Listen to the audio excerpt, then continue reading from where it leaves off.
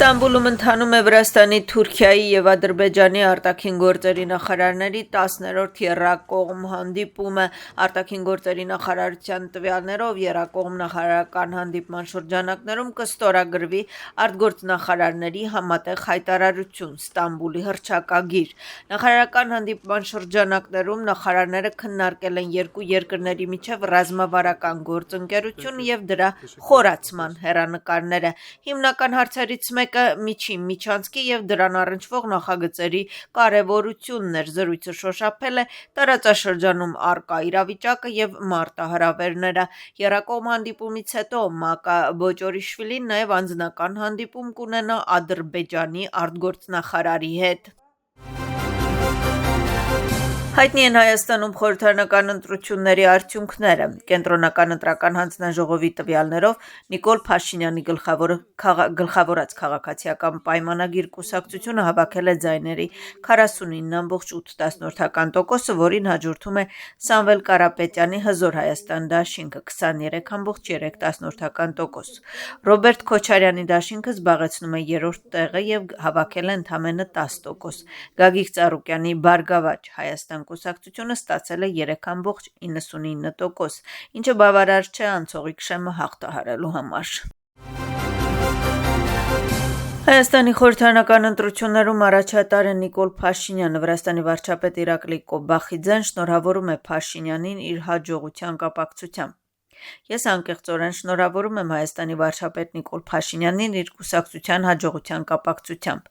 Ես անհամբեր սպասում եմ մեր սերտ համագործակցության շարունակությանը Վրաստանի և Հայաստանի միջև ռազմավարական գործընկերությունն ու բարեկամական հարաբերությունները ամրապնդելու համար, գրել է Վրաստանի վարչապետ Իրակլի Կոբախիձեն X սոցիալական ցանցում։ Եվրոպական առաջնորդները շնորհավորում են Հայաստանի վարչապետին խորհրդարանական ընտրություններում տարած հաղթանակի կապակցությամբ։ Ինչպես գրում է Եվրոպական հանձնաժողովի նախագահ Ուրսուլա ֆոն դեր Լայենը, նա բարձր է գնահատում ժողովրդավարական Հայաստանի հետ գործընկերությունը, որը գնալով ավելի է մոտենում Եվրոպային։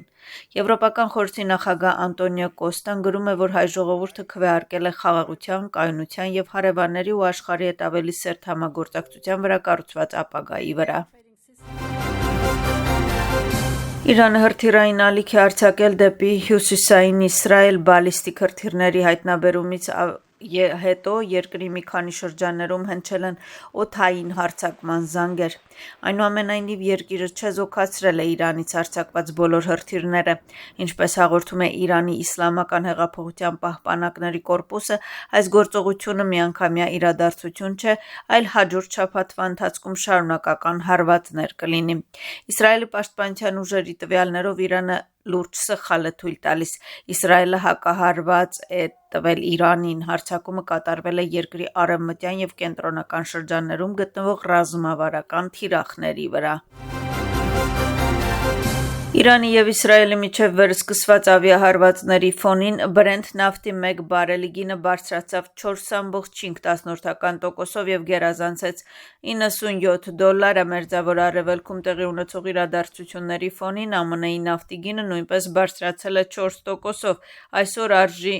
$94 մեկ բարելի համար։ Պետք է նշել, որ բախումների վերսկսումը նվազեցնում է ԱՄՆ-Իրան խաղաղ բանակցությունների հաջողության հավանականությունը և մեծացնում է Հորմուզի նեղուցի հնարավոր փակման մտավախությունները, ինչը անմիջականորեն կազդի նավթի և բնական գազի գների բարձրացման վրա։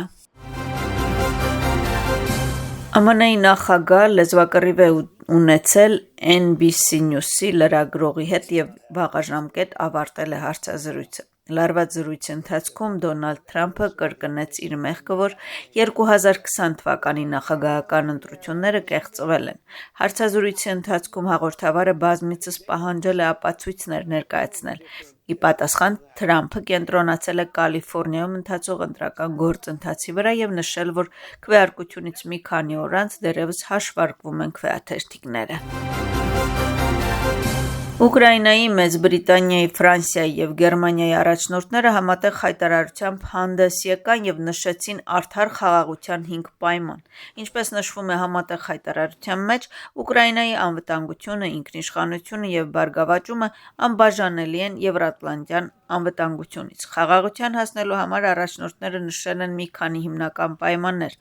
Առաջինը Ռուսաստանի և Ուկրաինայի միջև ռազմական գործողությունների դադարեցումն է, երկրորդը գոյություն ունեցող շփման գիծը պետք է դառնա բանակցությունների մեկնարկային կետ, երրորդը Ուկրաինան պետք է ունենա ամուր և իրավաբանորեն պարտավորեցնող անվտանգության երաշխիքներ հրադադարի ուժի մեջ մտնելուց հետո, իսկ ռուսական ակտիվները պետք է սառեցված մնան մինչև Ռուսաստանը դադարեցնի պատերազմը և փոխհատուցի Ուկրաինային պատճառած վնասը։ Հինգերորդ պայմանն էլ, որ Եվրոպայի անվտանգության շահերը պետք է պաշտպանված լինեն ցանկացած համաձայնագրում։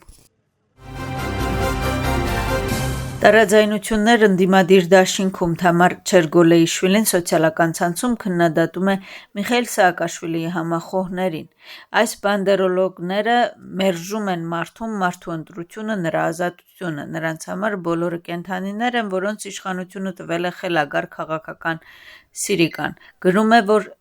է Չերգոլեիշվիլին։ Ֆեդերալիստների առաջնորդը արձագանքել է նոր կուսակցության և ազգային շարժման միջև բախման մի գրառմամբ, որտեղ Աննա Ծիթլաձեն հիշել է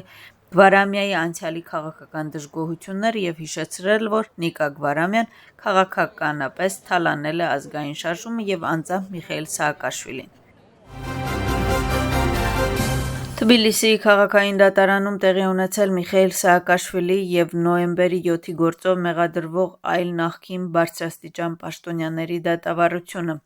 Դատավարության ընթացքում հարցաքննվել է ԻՄԵԴ-ի հեռուստաընկերության վերահսկիչ խորհրդի անդամը, որը հայտարարել է, որ ԻՄԵԴ-ի հեռուստաընկերության վերակազմակերպումը կատարվել է Դավիթ Կեզարաշվիլիի հանձնարարությամբ։ Դատախազությունը Միխայիլ Սաակաշվիլիին մեղադրում է 2007 թվականի նոյեմբերի 7-ին ցուցարարների զանգվածային ճնշմամբ, ԻՄԵԴ-ի հեռուստաընկերության ներխուժմամբ և Բադրի Պատարկացիշվիլիին պատկանող գույքի հանցավոր բռնագրավմամբ։ Խորհրդարանում ստեղծվել է աշխատանքային խումբ, որը կաշխատի վրացական Թիանեթիում գարեջրի պատրաստման ավանդույթների մեթոդը ՅՈՒՆԵՍԿՕ-ի անվանակարգին ներկայացնելու ուղղությամբ։ Աշխատանքային խմբի ստեղծման և նրա կազմի հաստատման վերաբերյալ Գյուղատնտեսության հանձնաժողովի դիմումը այսօր բյուրոյի նիստում ընդունվել է տեղեկատվության համար։ Շալվա Պապուաշվիլիի խոսքով, Գյուղատնտեսության կոմիտեն հաջողությամբ աշխատել է ցորենի և հացի թխման ավանդույթը ՅՈՒՆԵՍԿՕ-ին ներկայացնելու որպես ոչ նյութական մշակութային հուշարձան և այսօր արդեն հաստատվել է, որ Վրաստանը խաղողի որդատունգի հետ մեկտեղ նաև ցորենի հայրենիք է։ Պապուաշվիլին կոչ է արել հետաքրքրված պատգամավորներին մասնակցել աշխատանքային խմբի աշխատանքներին։